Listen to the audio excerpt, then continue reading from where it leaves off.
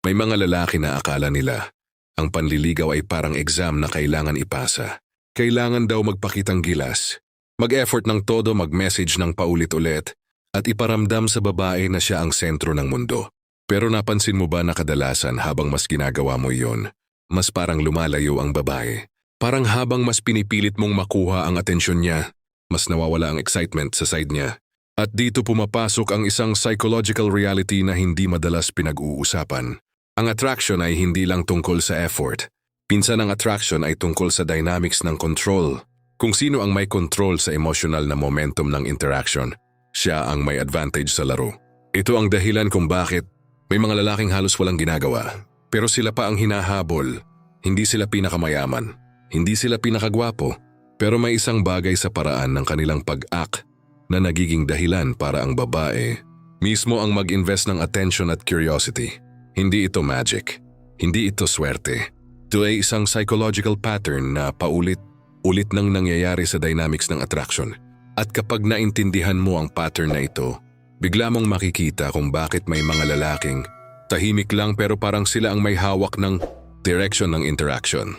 Ako nga pala si Zaymer, ang iyong master sa larangan ng paraan para hindi ka mamanipula ng babae. Pero bago ang lahat, shoutout sa mga loyal kong subscribers. Kayo ang inspirasyon ko sa paggawa ng mga ganitong content.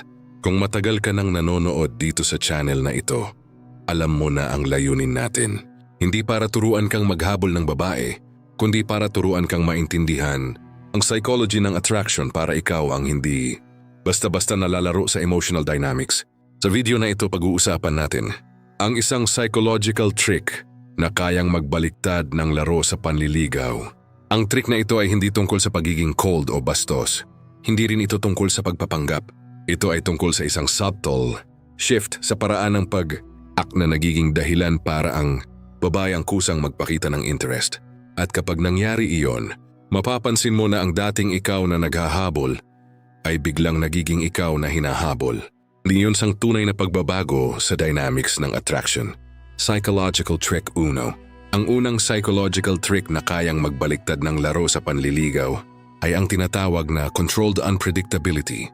Sa simpleng salita, ito ay ang kakayahan ng isang lalaki na huwag maging sobrang predictable sa paraan ng kanyang atensyon at presensya.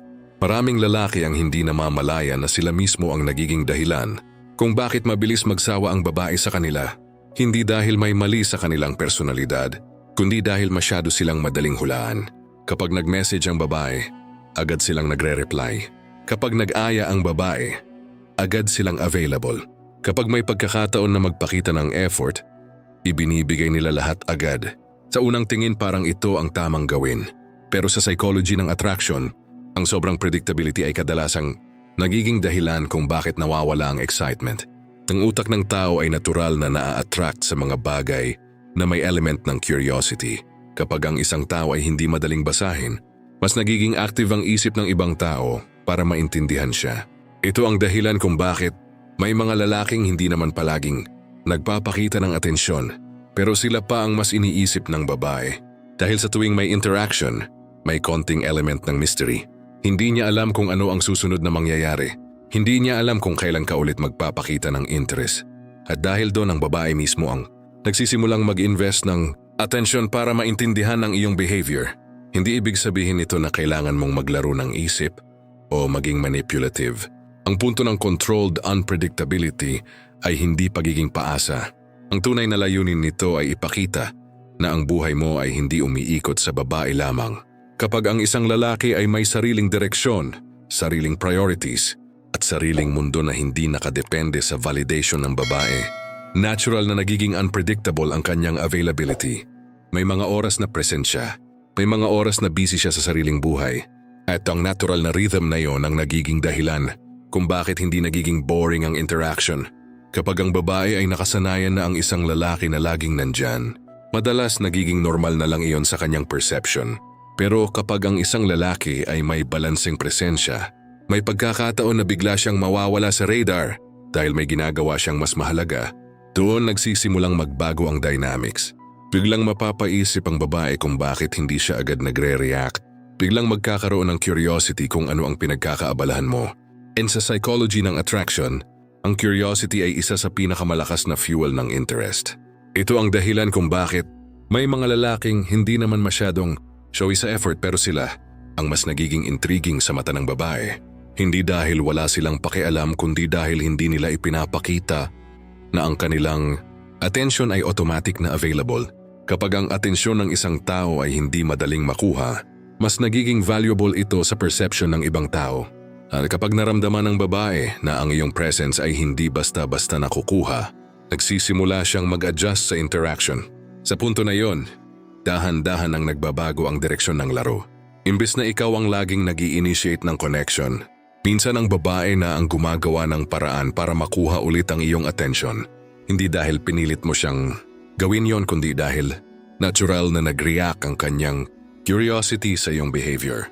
At dito nagsisimulang mangyari ang baliktad na dynamics sa attraction. Ang dating lalaki na laging naghahabol ay biglang nagiging lalaking hinahanap. Riyon ang kapangyarihan ng controlled unpredictability sa mundo ng attraction.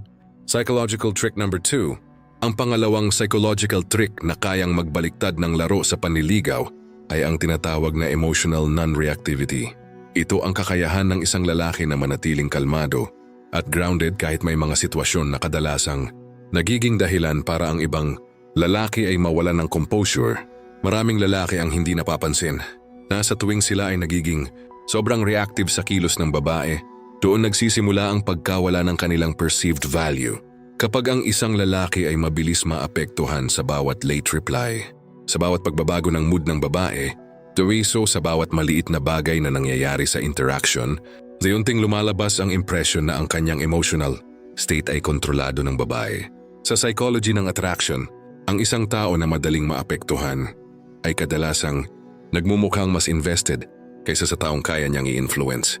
Kapag ang babae ay nakikita na ang kanyang actions ay may malaking epekto sa emosyon ng lalaki, minsan hindi niya ito sinasadya, pero nagkakaroon siya ng subconscious sense of control sa interaction. At kapag nangyari iyon, ang dynamic ay nagiging hindi balanced. Ang lalaki ang nagiging reaktibo, habang ang babae ang nagiging driver ng emotional tempo ng relasyon o panliligaw. Dito pumapasok ang kapangyarihan ng emotional non-reactivity. Kapag ang isang lalaki ay marunong mag-maintain ng calm presence kahit may mga sitwasyon na pwedeng mag-trigger ng insecurity, nagbabago ang perception sa kanya. Halimbawa, may mga pagkakataon na ang babae ay hindi agad nagre-reply o biglang nagiging distant. Ang typical reaction ng maraming lalaki ay mag-overthink, mag-follow up ng messages, o magtanong kung may mali ba silang nagawa. Sa ganitong sitwasyon, lumalabas na ang lalaki ay naghahanap ng reassurance. At kapag paulit-ulit itong nangyari, nawawala ang mystery at ang emotional stability na nakaka-attract sa simula pa lamang. Pero kapag ang isang lalaki ay nananatiling composed at hindi agad nagre-react sa bawat maliit na pagbabago, ibang klase ang epekto nito sa psychology ng babae. Hindi ibig sabihin na wala siyang pakialam. Ang ibig sabihin ay hindi siya agad nadadala ng emosyon ng sitwasyon. Kapag may delay sa communication, hindi niya ito ginagawang drama. Kapag may teasing o testing mula sa babae, hindi siya agad naiinis o nagiging defensive. Ang ganitong klase ng response ay nagiging signal na ang kanyang emotional state ay hindi madaling ma-manipulate ng external reactions. Sa subconscious level, ang ganitong klaseng lalaki ay nagmumukhang mas grounded at mas secure sa sarili. And sa mundo ng attraction, ang emotional stability ay isa sa mga pinaka-underrated na traits na nagiging dahilan kung bakit ang isang lalaki ay nagiging intriguing. Kapag ang babae ay hindi nakakakita ng malaking emotional reaction mula sa isang lalaki, minsan siya mismo ang nagiging curious kung ano ang tunay na nararamdaman nito. At kapag nagsimula ang curiosity, doon nagsisimula ang pag-shift ng dynamics sa interaction. Unsi-unsi nagkakaroon ng sitwasyon kung saan ang babae ang nagiging mas attentive sa behavior ng lalaki. Mapapansin niya kung kailan ka nagiging playful, kailan ka nagiging seryoso, at kailan ka nagbibigay ng attention. At dahil hindi ka madaling ma-predict sa emotional reactions mo, nagiging mas interesting ang bawat interaction. Hindi na ito simpleng usapan lang. Nagiging psychological experience kung saan ang babae ay mas nagiging invested sa pag-decode ng iyong personality. Sa puntong ito, ang dating lalaki na madaling maapektuhan ay nagiging lalaking may sariling emotional gravity. At kapag ang isang tao ay may ganitong presence, natural na nagbabago ang dynamics ng attraction. Hindi mo kailangang pilitin ang babae na mag-invest ng interest. Minsan sapat na ang pagiging kalmado at hindi reactive para mapansin niya na may kakaiba sa iyong personality. Yung sa mundo ng attraction, ang kakaibang iyon ang madalas na nagiging dahilan kung bakit ang isang babae ay mas lalong naaakit at mas lalong nagiging curious sa isang lalaki. Psychological trick number 3. Ang pangatlong psychological trick na kayang magbaliktad ng laro sa panliligaw ay ang tinatawag na selective investment.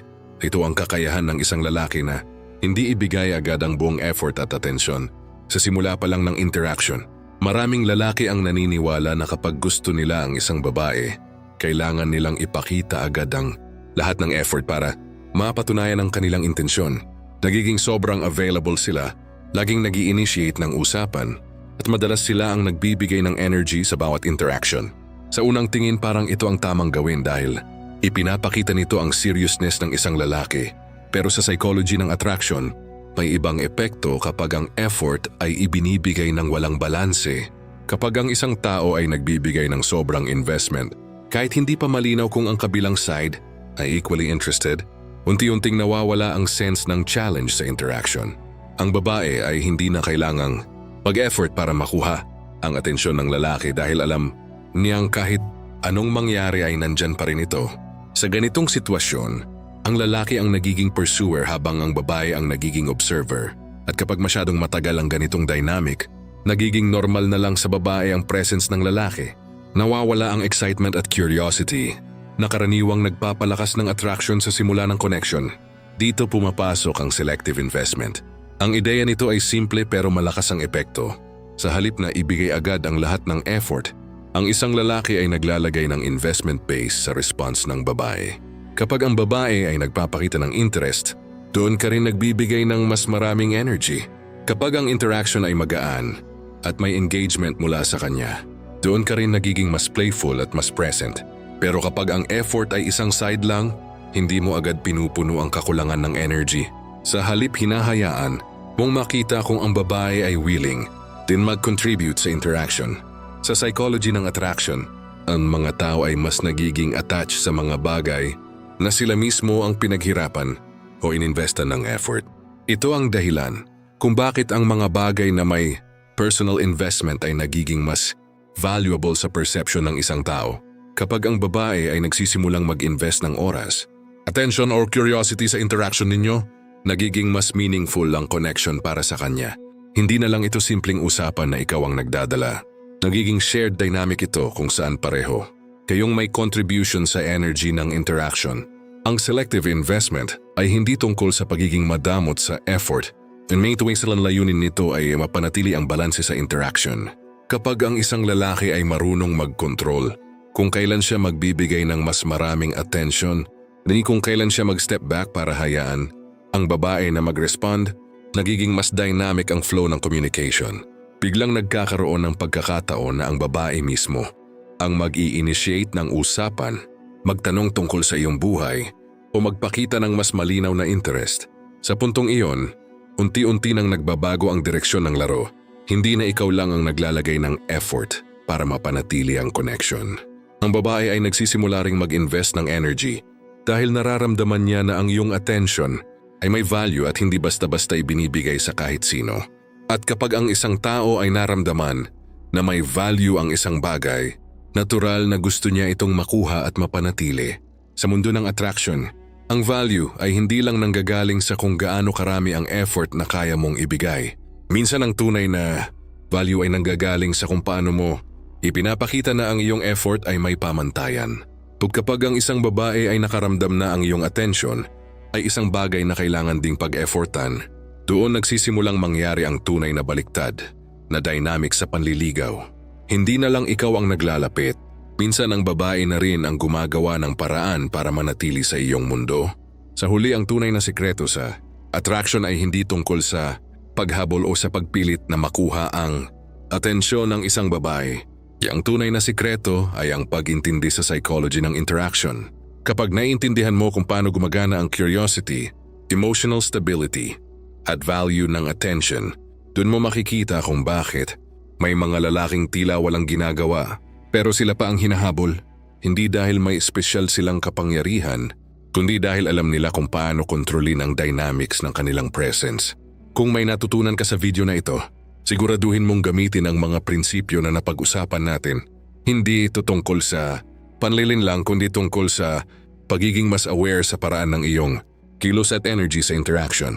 Dahil kapag ikaw ang may control sa sarili mong value, natural na nagbabago ang paraan ng pagtingin ng ibang tao sa'yo.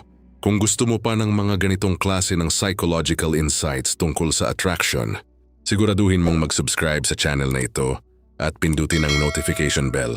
At kung may kaibigan kang kailangan ding marinig ang mga ganitong aral, ay share mo rin ang video na ito. Dito sa Cerebral Hacks, patuloy nating aaralin ang laro ng psychology sa mundo ng attraction.